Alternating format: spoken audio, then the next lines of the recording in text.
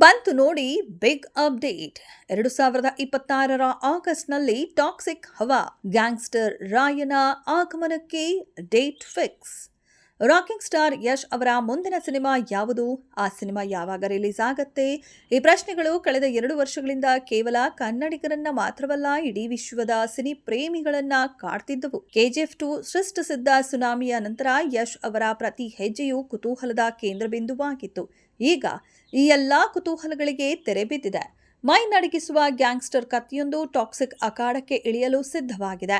ಹೌದು, ವಿಶೇಷ ಅಂದ್ರೆ ಚಿತ್ರತಂಡ ಈ ಅಪ್ಡೇಟ್ ನೀಡಲು ಆರಿಸಿಕೊಂಡಿದ್ದು ಸುದಿನವನ್ನೇ. ಅಪ್ಪ ಮಗನ ಬಾಂಧವ್ಯದ ಕಥೆಯ ಹಂದರ ಹೊಂದಿರುವ ಈ ಚಿತ್ರದ ಬಿಗ್ ಅಪ್ಡೇಟ್ ಫಾದರ್ಸ್ ಡೇ ದಿನವೇ ಹೊರಬಿದ್ದಿದೆ. ನಿರ್ದೇಶಕಿ ಗೀತು ಮೋಹನ್ ದಾಸ್ ಈ ಚಿತ್ರದ ಮೂಲಕ ಹೊಸದೊಂದು ಮಾಂತ್ರಿಕ ಲೋಕವನ್ನೇ ಸೃಷ್ಟಿಸುತ್ತಿದ್ದಾರೆ. ಇದು ಕೇವಲ ಗನ್ ಹಿಡಿದು ಗುಂಡು ಹಾರಿಸುವ ಮಾಮೂಲಿ ಗ್ಯಾಂಗ್ಸ್ಟರ್ ಕಥೆಯಲ್ಲ, ಬದಲಿಗೆ ಭಾವನೆಗಳ ಅಲೆ ಎಬ್ಬಿಸುವ ಅಪ್ಪ ಮಗನ ಸೆಂಟಿಮೆಂಟ್ ಜರ್ನಿ ಕೂಡ ಹೌದು. ಈ ಚಿತ್ರದಲ್ಲಿ ಯಶ್ ಅಪ್ಪ ಮತ್ತು ಮಗನಾಗಿ ದ್ವಿಪಾತ್ರದಲ್ಲಿ ಕಾಣಿಸಿಕೊಳ್ಳುತ್ತಿರುವುದು ಅಭಿಮಾನಿಗಳಲ್ಲಿ ಎದೆಯ ಬಡಿತ ಜಾಸ್ತಿ ಮಾಡಿದೆ. ಇನ್ನು ಎಲ್ಲರೂ ಕಾತುರದಿಂದ ಕಾಯುತ್ತಿದ್ದ ಆ ಡಿ-ಡೇ ಈಗ ಅಧಿಕೃತವಾಗಿದೆ.